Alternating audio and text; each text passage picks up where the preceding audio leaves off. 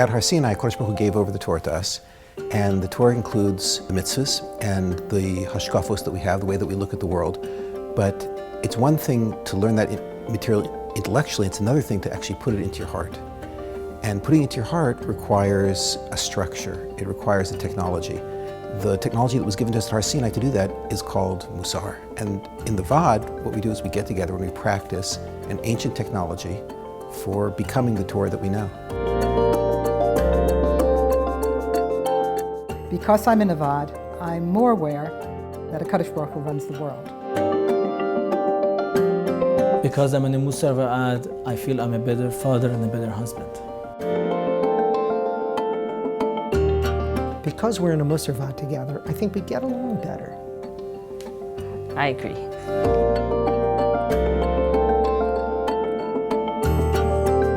Because I'm in a Mussar Vaad, my relationship with HaKadosh Baruch Hu is not the same. It's been enhanced, it's been deepened, and when one's connection to HaKadosh Baruch Hu is deeper, one's whole life is uplifted.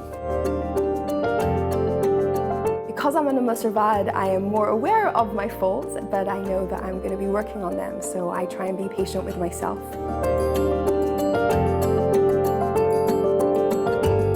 And because we're in the Vaad, our children are really the beneficiaries of our improved midos. Because I'm in a Mussar Vaad, I know what it means to be in a Mussar Vaad. It's one of the best kept secrets in Judaism. Mussar Vaad is a group of 30 people. They get together, they select one midah, one character trait that they're going to work on, and they work on that one character trait for the period of 2, 3, 4, 5 years at a time.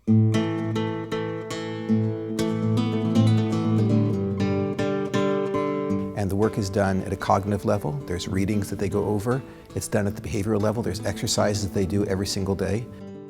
And there's also tefillah, there's prayer. And the three activities together, maybe the entire investment comes to 30 minutes a day, 20 minutes a day, but the impact over a year or 2 or 5 is astounding. It's transformative. It's put Hashem much more in the forefront of my mind. I talk to him more, I'm more grateful to him.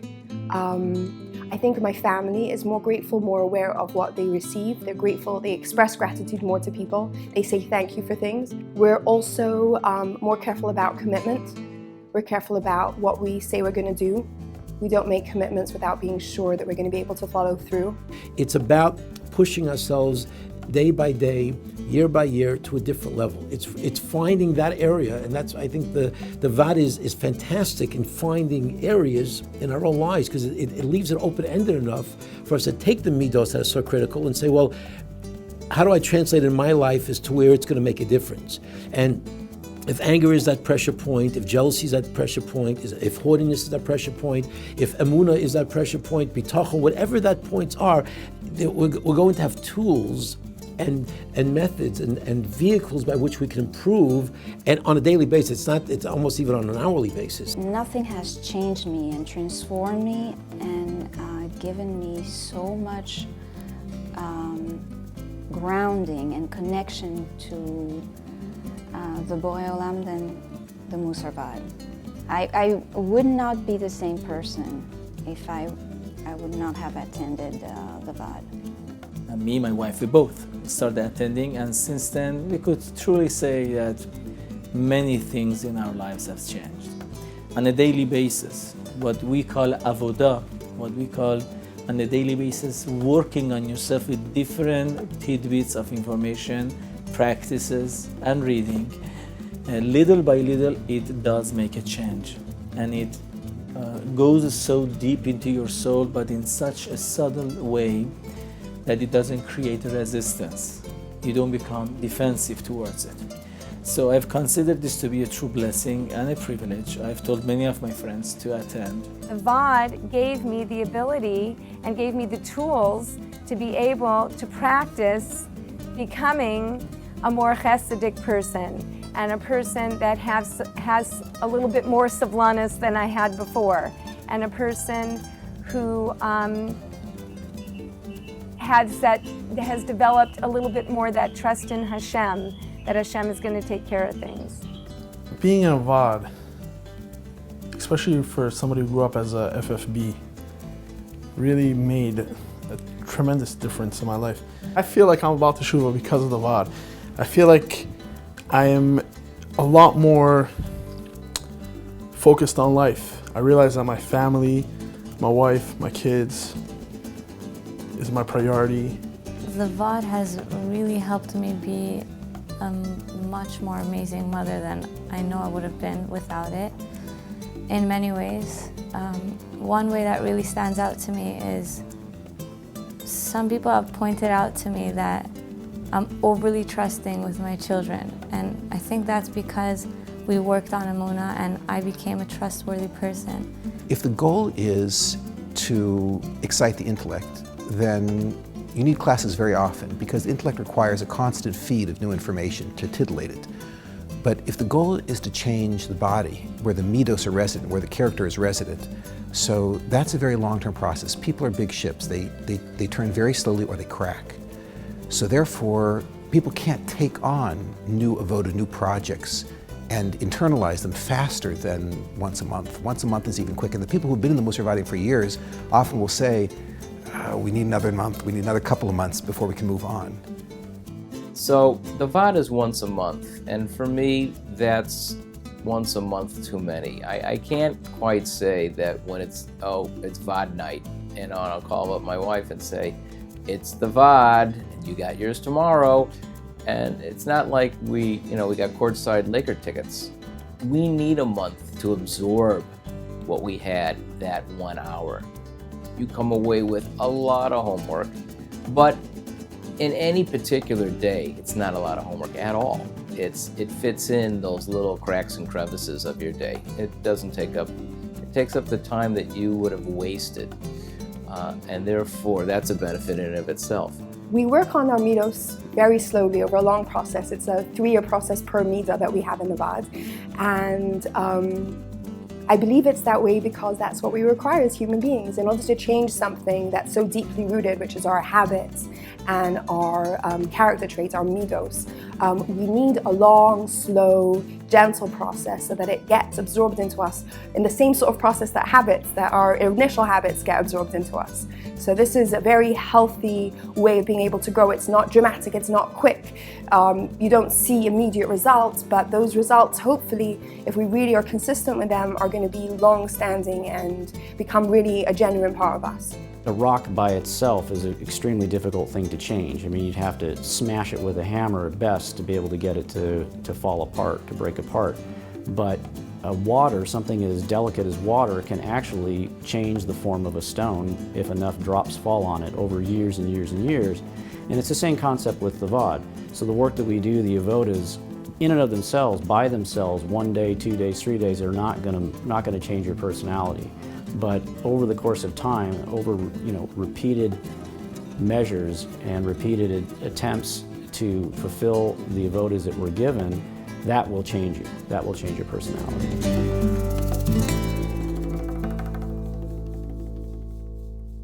Is the mashpia. He's the one who brings the building blocks and the seeds to create and to grow into what will be in the family. When you're actually participating in the Mussar Vaad, there are a few moving parts. So for example, there's a reading that is given out in the Mussar Vaad, and it's given out in English, and it's given out in the original language, Lashon HaKodesh, Hebrew, or Aramaic, or whatever the original language was. And that reading, the member of the Mussar Vaad will take a look at every single day, just for a short period of time, but every single day you expose yourself to that reading, and that is a touchstone. That helps drive reality home. Then in addition to that, there are exercises, and the exercises are specifically designed to reinforce the readings. And what's beautiful about the exercises is they're all mitzvahs. It's all things we have to be doing anyways. It's stuff right out of Shulchan Aruch, right out of the Shas, and these exercises, they drive home behaviorally what we're learning in the readings. And there's a third element, which is that we keep careful track, written track of our progress, so that you can actually see it's working. And here, one of the most amazing experiences is you walk in on Yom Kippur and you stand in front of the Ribbono Shel Olam and you say to him, God, listen, this time I really accomplished something. And you can see in print what you actually did during the last year or 2 or 5. So there's no room for the despair that normally engulfs us when the high holidays come. Mussar's a Mussar. It's a chain that came down from Har Sinai, straight through the Vilna Gaon, right down to his Talmidim, and eventually down to me, and then on to my Talmidim. And there's a lot of people before me who taught Mussar, and there are people after me who are teaching Mussar now as well. And Mussar's never been dependent on any individual. There's always been Talmidei Chachamim who mastered the Mussar, who were able to give it over to their students, and their students picked it up and ran with it. And that's what we're seeing now. It's very exciting. We're starting to see the next generation of Mussar teachers here in America. Rabbi Ben Geiger is a true Baal Mussar. He is not just the intellectual who has mastered the Talmud, although he's done that, but he has sincerely integrated the Torah into his own life, into his own character. He lives and breathes it. So when you watch him living, you're looking at a Baal Mussar. And that's exactly the kind of person that you and I want to learn from. We want to learn from someone like that. Now, Rabbi Geiger, when he teaches the Mussar Vaadim, if anything comes up in the Mussar Vaad that he needs clarification on, thank God we have a link, and he comes back to me, and I clarify for him in the exact same way that when Rav Wolbe was alive, I used to go to Rav Wolbe and clarify things for him. And I'm sure Rav Wolbe, right, during his couple of years in Mir, was constantly clarifying with Rabbi Yerucham these same issues. So Rabbi Kellerman has reached a point at which he really cannot start any more Vaadim in North America. It's just too much. There's no more time in his schedule. He has to live in Eretz Yisrael and see his family at some point. And so he has determined that he has several students in North America that he's given the nod to and asked to facilitate new Vaadim and expand the Vaadim that are in North America. And he's determined that I am that student in Los Angeles for really the West Coast. I would be the student facilitating the new Vaadim that would be starting, that he would not be attending, but would be supervising. That as my Rebbe, so I would be sending him my questions, asking him my questions, in constant contact with him by phone, by Skype, by occasionally actually in person. Rabbi Geiger immediately impressed me as somebody who had totally integrated all of the principles of Mussar. And it was easy to see how deep his knowledge base is and how deep his midos run true to what they should be. Rabbi Geiger has tremendous chen. He has a very even, smooth, level personality. And it was clear that he had absorbed so much of the lessons of the Vaadim he had been in. He listens very carefully and he considers before answering. And then when he answers you, he gives you a full Torah answer as well. I have found, and a number of women have also told me, his answers are complete and we're very comfortable with him. Obviously, it's very hard to replace somebody like Rabbi Kellerman. It's very hard to have a substitute. But I can honestly say Rabbi Geiger is such an amazing replacement. I think he's exactly what our community needs. He understands and he's so knowledgeable. And he knows how to explain the avodas beautifully. And he has many personal stories with Rabbi Kellerman himself. And I think above all, he's such a Baal Midot. And you could see as you watch him in action that, like, wow, like I want to be like him. He's fully formed from Mussar, and it's something that you want to aspire to be like. When I speak to a gadol, for some odd reason, usually my heart starts skipping a couple beats. And I know when I speak to Rabbi Geiger that immediately my heart starts jumping up and down and starts sweating a little bit because I know I'm talking to a man of God. Rabbi Geiger has the ability to know a person. He has this instinctive and this patient look and is able to read through a person, which is really a very interesting and precious quality. When Rabbi Kellerman has been out of town and he led our Vaad, I felt that he was completely authentic in the path of what Rabbi Kellerman had said for the group. I didn't feel it was a replacement. I felt it was a continuity. I felt he was completely in sync with his Rebbe. A fundamental aspect of Mussar and Torah is the concept of the chain of Mussar. And that chain of Mussar goes all the way back to Moshe Rabbeinu. We have a Mussar is simply another packaging of Torah that every group of Torah Jews has, whether it's Sfardim or it's Hasidim or it's the Mussar movement itself. Mussar is a language that's used to describe a section of Torah for growth and midos development. And the Torah does not understand anything of Hasidic, Ashkenazi, Sephardi, Taimani, Litvish. We all have the same Sefer Torah. The Havara might be different. I would say Avodot, someone says Avodos, but at the end of the day, in Olam Haba, they're not going to ask you, what's your accent? They're going to look at how much you've worked on yourself. So the way it's set up doesn't make any difference at all. Where do you belong and what are your minhagim? And that Masorah has been handed down from generation to generation. And at every stage, there's a new generation that has to take the nervous first step of facilitating their own development of their Talmidim. And Rabbi Kellerman had that. I remember I had a conversation with him once when he had me actually substitute for one of his Vaadim for the first time. And I said to him, Rebbe, I'm so petrified. I've never done this before. And he said, you know what? There was a day when I had never done it before either. And Rav Olbi had told him he had to do it because he had attended Rav Olbi's Mussar Vaadim. And Rav Olbi had attended Rabbi Yerucham's Mussar Vaadim. And that chain going back, as far as Mussar Vaadim in the Mussar movement, going back to Rabbi Yisrael Salanter with the Alter of Kelm and then to Rabbi Yisrael Salanter, part of that Mussar is that the Rebbe's responsibility is to cultivate the next generation of Talmidim.